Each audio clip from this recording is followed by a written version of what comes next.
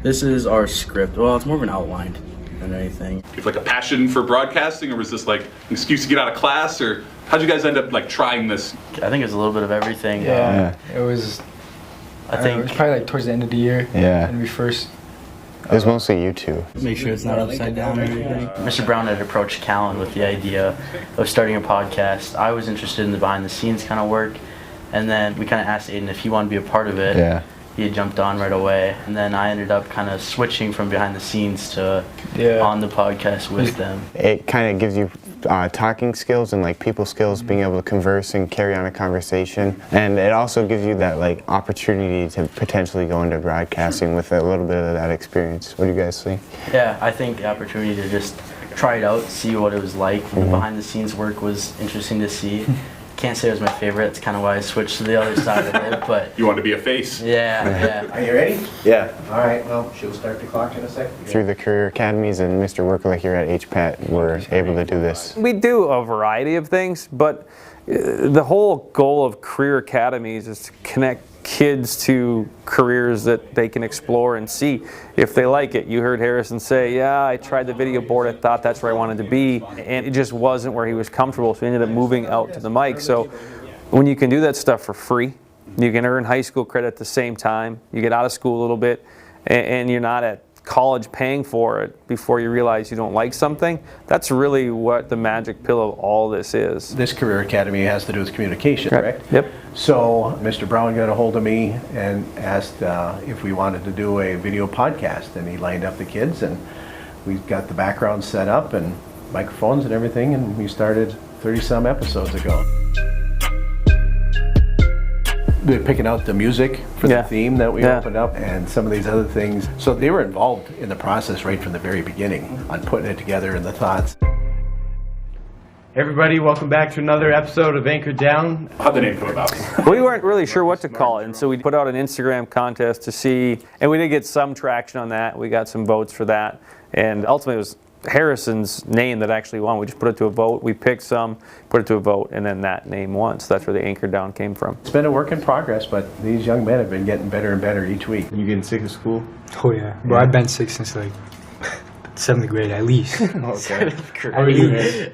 You gonna miss it at all? I'll miss it. It was definitely time. Practice, I think just We've definitely had a lot of practice with it. Yeah. I think at the beginning we were kind of worried to fill out the episode. Yeah. And, like, we thought we would run out of stuff to say, but Right. yeah, we'd stress on like how long everything was going to take. You know, had to make that 20-minute mark. But then I think after a while it was just us talking, giving our own opinions off script. You're a pretty good geography guy though.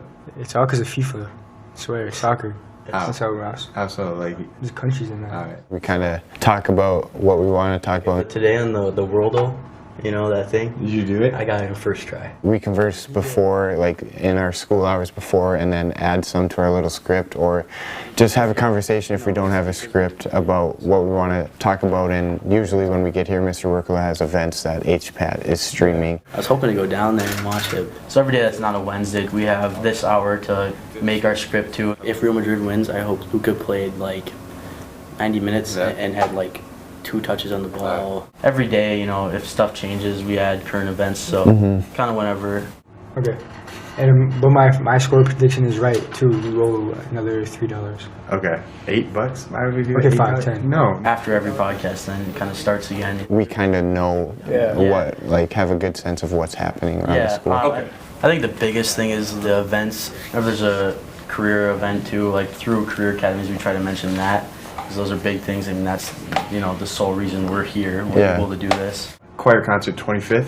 Yep. We've been preparing for that, as you guys know. Choir concerts, all that kind of stuff. I think the sports is our part that is also for the students, people that are into sports, and for something for people to, you know, watch. Trying to build the community up. Yeah. To get everybody involved and stuff. Occasionally, I would always see like podcasts and stuff. Yeah. I thought they were cool, and then like the thought of being like on like YouTube, people like watching me, I thought it was cool. Yeah. Okay. So then we would get out of class and stuff. So Yeah. that's kind of like what brought it all together. I listen to a lot of podcasts, so that's always been something I kind of liked. And then having the idea of being able to like start our own, speak on one, and it's everyone, but it's also a lot towards like the people in the school that are, you know, listening. There's updates around the school, and it sounded cool to be like, you know, starting something Yeah. like that, starting something good for around the school. Yeah, and just being able to work on your speaking skills. Professional sports? You watched Wild yesterday? Talking about sports in school with your two buddies. It's nice. Me and Harry were friends, and then Callan and Harry were friends, and then he kind of introduced us to each other. So. You're the glue guy. Probably about Yeah. probably about 9th grade. We've had guests kind of from all over the place, whether that be our choir teacher, basketball players last year, softball players last year. It's kind of guests from all over. Have you had the moment where somebody maybe you don't know has said, hey, I tuned in, just to know that what you're doing in here is getting heard by Yeah. people from who knows where? Yeah, yeah. Yeah, I think from like friends of friends or friends of friends and family or whatever, Yeah.